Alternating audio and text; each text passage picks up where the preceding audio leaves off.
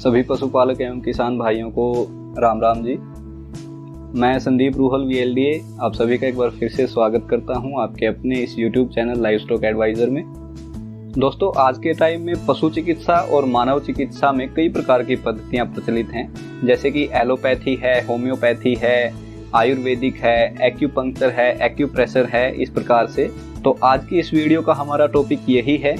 आज हम इस वीडियो में चर्चा करेंगे कि एलोपैथी, होम्योपैथी और आयुर्वेदिक थेरेपी में से कौन सी थेरेपी हमारी पशु चिकित्सा के लिए सबसे बढ़िया है, कौन सी थेरेपी से इलाज लेने में हमें ज़्यादा फायदा मिलता है, किस थेरेपी के क्या फ़ायदे हैं, क्या नुकसान हैं और कौन सी थेरेपी हमें कब इस्तेमाल करनी चाहिए। आज इस वीडियो में हम इन सभी विषयों पर पूरा डिटेल में चर्चा करेंगे, तो इस वीडियो को लास्ट तक पूरा देखिएगा ताकि ये सभी जानकारी आपको अच्छे से समझ आ जाए। तो दोस्तों, वीडियो शुरू करने से पहले मैं आप सभी का एक बार फिर से धन्यवाद देना चाहूँगा, जो आप चैनल को इतना लाइक, शेयर एंड कमेंट कर रहे हैं, इतना सपोर्ट कर रहे हैं, उसके लिए आप सभी का बहुत बहुत धन्यवाद। उम्मीद करता हूँ आगे भी आप सभी से इसी प्रकार सपोर्ट मिलती रहेगी। और दोस्तों, जो साथी चैनल पर नए आए हैं उनसे मैं एक बार फिर से रिक्वेस्ट करना चाहूँगा, अगर आपने चैनल को अभी तक सब्सक्राइब नहीं किया है तो एक बार चैनल को सब्सक्राइब जरूर कर लीजिए। और सब्सक्राइब करने के बाद सब्सक्राइब के बगल में जो बेल आइकन है उसको दबाकर ऑल पर क्लिक कर लीजिए, ताकि भविष्य में चैनल पर आने वाली पशुपालन संबंधी सभी वीडियोस की जानकारी आप तक पहुंच जाए। तो आइए दोस्तों, चर्चा शुरू कर लेते हैं। दोस्तों, चर्चा शुरू करते हैं सबसे पहले एलोपैथी से।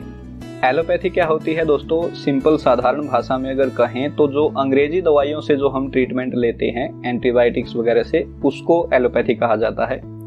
तो दोस्तों, बात करें पहले एलोपैथी के फायदे के बारे में, तो दोस्तों इसमें सबसे पहला फायदा तो ये है कि एलोपैथी मेडिसिन से तुरंत राहत मिलती है। इसके अलावा दोस्तों, जो ज़्यादा गंभीर बीमारियां होती हैं, जो जटिल ऑपरेशन होते हैं, उनके इलाज में एलोपैथी ट्रीटमेंट सबसे ज़्यादा बेहतर है। और दोस्तों, इस थेरेपी का एक बड़ा फायदा ये भी है कि इसमें मरीज को दवा देना बहुत ही आसान है।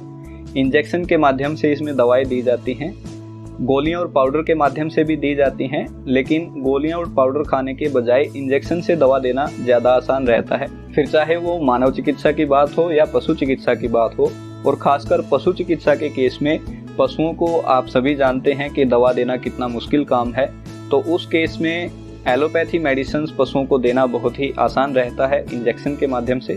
तो दोस्तों, ये सभी फायदे मैंने आपको एलोपैथी ट्रीटमेंट के गिनाए। अब देख लेते हैं एलोपैथी ट्रीटमेंट से होने वाले नुकसान या इसमें होने वाली परेशानियां क्या सामने आती हैं। एलोपैथी ट्रीटमेंट में दोस्तों सबसे बड़ा नुकसान ये है कि एलोपैथी मेडिसिन्स के साइड इफ़ेक्ट्स बहुत होते हैं। इसके अलावा दोस्तों, एलोपैथी इलाज का जो तरीका है वो बहुत ही ज़्यादा महंगा पड़ता है। इसमें दवाइयाँ भी महंगी मिलती हैं और जो ऑपरेशंस वगैरह की कॉस्ट होती है वो भी बहुत ज़्यादा महंगी पड़ती है। और एक सबसे बड़ा नुकसान दोस्तों एलोपैथी ट्रीटमेंट का ये है कि एलोपैथी ट्रीटमेंट से रोग को सिर्फ दबाया जा सकता है, उसको जड़ से ख़त्म नहीं किया जा सकता। और कोई भी रोग दोस्तों जब तक जड़ से ख़त्म नहीं होगा तो उस रोग के दोबारा होने की संभावना भी शरीर में बनी रहती है। तो जब वो दोबारा शरीर में पनपेंगे तो वो अपने साथ और भी कई प्रकार की बीमारियां साथ लेकर आएंगे। इसके अलावा दोस्तों, एंटी माइक्रोबियल रेजिस्टेंस यानी कि रोगाणुरोधी प्रतिरोधकता, ये क्या होती है कि जब एलोपैथी ट्रीटमेंट में क्या होता है कि यदि हम किसी एंटीबायोटिक को लगातार कई वर्षों तक यूज़ कर रहे हैं तो एक समय ऐसा आता है कि जब धीरे धीरे उस एंटीबायोटिक का असर बहुत ही कम हो जाता है और वहाँ पर हमें फिर दूसरे नए एंटीबायोटिक्स की खोज करनी पड़ती है। और इस प्रकार से धीरे धीरे एंटीबायोटिक्स की कॉस्ट भी बढ़ती चली जाती है और धीरे धीरे इलाज और भी ज़्यादा महंगा होता चला जाता है। और इसके अलावा दोस्तों, एलोपैथी में कई दवाएँ ऐसी होती हैं कि जिनकी मरीज को कई बार लत लग जाती है। जब तक मरीज को वो दवाएं नहीं मिलेंगी तब तक उसको कोई और दवा काम नहीं करेगी। जैसे कई प्रकार के स्टेरॉइड्स ऐसे होते हैं, अगर किसी मरीज को स्टेरॉइड्स ज़्यादा दे दिए जाएं तो जब तक मरीज को दोबारा अगर कोई बीमारी होती है तो जब तक मरीज को वो स्टेरॉइड्स नहीं मिलेंगे तब तक उसको कोई भी दवा काम नहीं करेगी। इसके अलावा दोस्तों, पशु चिकित्सा में एलोपैथी ट्रीटमेंट का एक और बड़ा नुकसान ये है कि एलोपैथी मेडिसिन्स में कई प्रकार के एंटीबायोटिक्स या फिर ज़्यादातर एंटीबायोटिक्स ऐसे होते हैं जो यदि दुधारू पशुओं में लगाए जाएं तो उनका कम से कम 7 से 8 दिन तक दूध के साथ स्त्राव होता रहता है और फिर दूध में वो एंटीबायोटिक्स आते रहते हैं और उस दूध का सेवन करना मानव स्वास्थ्य के लिए बहुत ही हानिकारक होता है दोस्तों, खासकर बच्चों के लिए बहुत ज़्यादा हानिकारक होता है। अब आइए दोस्तों बात कर लेते हैं होम्योपैथी के बारे में। होम्योपैथी क्या है? होम्योपैथी जर्मनी की एक बहुत ही प्रसिद्ध चिकित्सा पद्धति है। तो दोस्तों, होम्योपैथी में यदि बात करें पशु चिकित्सा में होम्योपैथी के क्या क्या लाभ हो सकते हैं, तो सबसे पहला आप सभी जानते ही हैं कि होम्योपैथी दवाएं जो होती हैं वो किसी भी बीमारी को जड़ से खत्म करने में सक्षम होती हैं। इसके अलावा दोस्तों, इन दवाओं का कोई भी साइड इफेक्ट नहीं होता एलोपैथी मेडिसिन की तरह। और दोस्तों, एलोपैथी मेडिसिन की तरह होम्योपैथी मेडिसिन की कभी भी किसी मरीज को लत नहीं लगती है।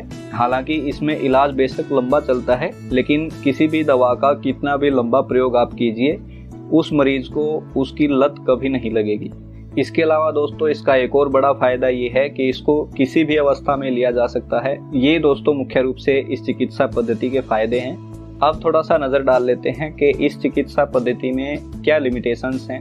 यहाँ पर मैं नुकसान नहीं कहूँगा, क्योंकि इस चिकित्सा पद्धति से कोई भी नुकसान नहीं होता है, लेकिन इसकी कुछ लिमिटेशंस हैं, इसमें कुछ बाधाएं हैं। क्योंकि दोस्तों, अपने आप में कोई भी चिकित्सा पद्धति पूर्ण नहीं है, चाहे वो एलोपैथी है, चाहे वो होम्योपैथी है, चाहे वो आयुर्वेदिक है। तो आइए एक नज़र देख लेते हैं कि होम्योपैथी ट्रीटमेंट में या फिर होम्योपैथी दवाओं के इस्तेमाल में क्या क्या बाधाएं हमारे सामने आ सकती हैं। तो इसमें दोस्तों सबसे पहली बात कि होम्योपैथी दवाओं से कोई भी किसी भी बीमारी का कोई भी इलाज हो वो काफ़ी लंबा चल सकता है। इसके अलावा दोस्तों, होम्योपैथिक दवाओं के कुछ नियम हैं, कुछ निश्चित खुराक है और उसको निश्चित समय से लेना पड़ता है, दिन में कई बार लेना पड़ता है। इसके अलावा दोस्तों, इस चिकित्सा पद्धति का जो एक नेगेटिव पॉइंट है कि इसमें तुरंत आराम नहीं मिल सकता। ये इलाज लंबा चलता है और इसमें आराम भी धीरे धीरे मिलता है। हालांकि बीमारी को ये जड़ से खत्म कर देता है, इस चीज में कोई दो राय नहीं है। इसके अलावा दोस्तों, होम्योपैथी में एक और बड़ी कमी ये है कि होम्योपैथिक दवाएं भी मरीज के लिए महंगी पड़ती हैं, क्योंकि एक तो ये लंबे टाइम तक चलती हैं और दूसरा इनको घर पर तैयार नहीं किया जा सकता, इनको बाहर से ही परचेज करना पड़ता है। तो होम्योपैथी ट्रीटमेंट में भी दोस्तों पैसे की बर्बादी होती है। अब आइए दोस्तों बात कर लेते हैं आयुर्वेदिक चिकित्सा पर। सबसे पहले दोस्तों बात करें कि आयुर्वेदिक चिकित्सा पद्धति जो है वो बहुत ही कम खर्चीली है, क्योंकि इसमें ज़्यादातर औषधियाँ आपके रसोई में, आपके घर में या आपके खेत में उपलब्ध होती हैं।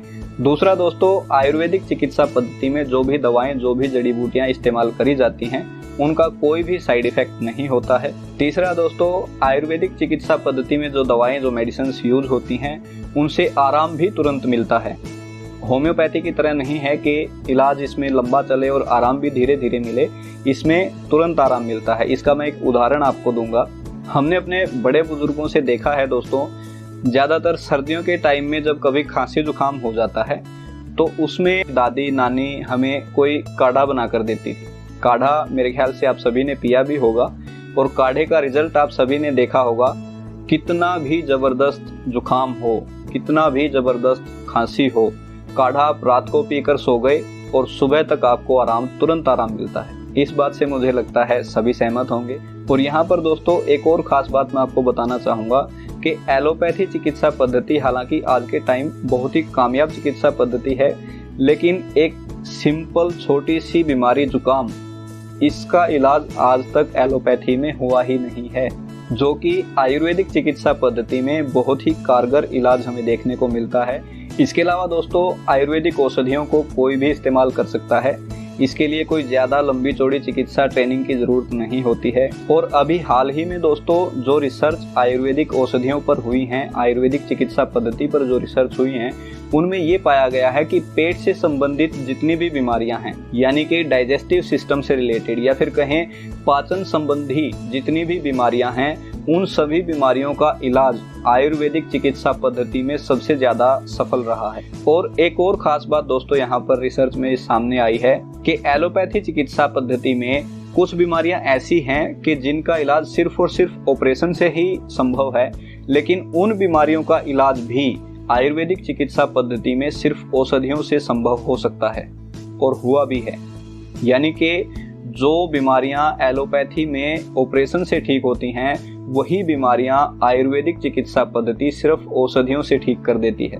इसके अलावा दोस्तों आयुर्वेदिक चिकित्सा पद्धति न सिर्फ बीमारी को जड़ से खत्म करती है, बल्कि बीमारी से बचाव में भी बहुत ज़्यादा उपयोगी है। यानी कि इसका सीधा स्पष्ट मतलब ये हुआ कि यदि आप कोई आयुर्वेदिक औषधि बिना किसी बीमारी के ग्रहण करते हैं तो वो औषधि जिस भी बीमारी से रिलेटेड है वो उस बीमारी से बचाव में आपकी सहायता करेगी। वहाँ पर वो यदि आप बिना बीमारी के कोई औषधि ले रहे हैं तो वो आपको कोई साइड इफेक्ट नहीं करेगी, कोई नुकसान नहीं करेगी, बल्कि उस बीमारी से बचाव करने में आपका जो इम्यूनिटी सिस्टम है, जो रोगों से लड़ने की क्षमता है, उसको बढ़ाएगी।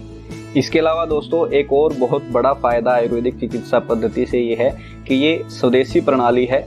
स्वदेशी प्रणाली होने का इसका सबसे बड़ा फायदा ये है कि विदेशी मुद्रा की बचत होती है। यानी कि अगर आयुर्वेदिक चिकित्सा पद्धति को हम अपना लेते हैं दोस्तों, तो हमें जो एलोपैथी की दवाइयाँ जो बाहर के देशों से मंगवानी पड़ती हैं वो हमें बाहर से नहीं मंगवानी पड़ेंगी, क्योंकि आयुर्वेदिक चिकित्सा पद्धति में जो भी औषधियाँ हैं वो हमारे अपने यहाँ मौजूद हैं, वो हमें कोई बाहर से नहीं मंगवानी पड़ेगी। और जब बाहर से कोई चीज़ हमें नहीं मंगवानी पड़ेगी तो विदेशी मुद्रा में हमारी बचत होगी और उससे देश की अर्थव्यवस्था पर बहुत बड़ा असर पड़ेगा दोस्तों। और दोस्तों आयुर्वेदिक चिकित्सा पद्धति में कोई भी औषधि ऐसी नहीं है कि जिसका कोई रोगाणुरोधी प्रतिरोधकता हो। आप उसको कितने भी लंबे टाइम तक इस्तेमाल करिए, कितने सालों तक यूज़ करते रहिए। और पिछले कई वर्षों से लगातार आयुर्वेदिक औषधियों का इस्तेमाल हमारे यहाँ होता आ रहा है, लेकिन आज तक भी उन औषधियों का असर 1% भी कम नहीं हुआ है। लेकिन दोस्तों जैसा कि मैंने शुरुआत में मेंशन किया था कि कोई भी चिकित्सा पद्धति अपने आप में पूर्ण नहीं है। हर चिकित्सा पद्धति में कुछ ना कुछ लिमिटेशंस हैं, कुछ बाधाएं हैं। तो आइए एक नज़र डाल लेते हैं आयुर्वेदिक चिकित्सा पद्धति में क्या बाधाएं, क्या लिमिटेशंस हमारे सामने आ सकती हैं। सबसे पहली बात दोस्तों इसमें ये कि आयुर्वेदिक औषधियाँ जो हैं उनकी उपलब्धता कुछ कम है। उपलब्धता कम होने का कारण क्या है कि कई प्रकार के जो पेड़, कई प्रकार के पौधे जो आयुर्वेदिक औषधि बनाने में जो यूज होते हैं वो ज़्यादातर सीजनल होते हैं। तो इसकी सबसे बड़ी लिमिटेशन ये है कि इसमें जो औषधियों की उपलब्धता है वो सीजनल है। और दूसरी बात दोस्तों, आयुर्वेदिक औषधियों को तैयार करने में थोड़ा समय ज़्यादा लगता है, मेहनत ज़्यादा लगती है। तो ये दोस्तों कुछ लिमिटेशंस हैं आयुर्वेदिक चिकित्सा पद्धति की।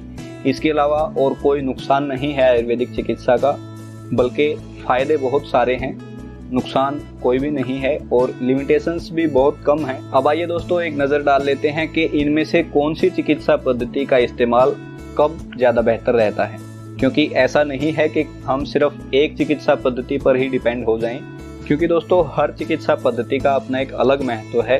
तो हर चिकित्सा पद्धति का यदि हम उसी हिसाब से, उसकी ज़रूरत के हिसाब से यदि हम उसको इस्तेमाल करेंगे तो वो हमारी हेल्थ और वेल्थ दोनों के लिए बहुत ही ज़्यादा उपयोगी सिद्ध होगा।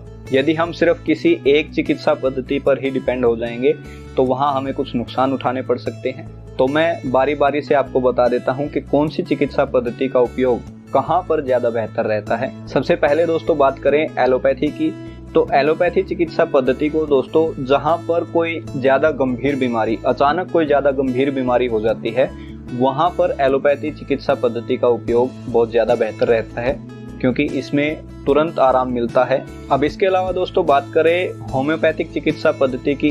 होम्योपैथिक चिकित्सा पद्धति का उपयोग हमारे लिए कहाँ सबसे ज़्यादा उपयोगी सिद्ध होता है।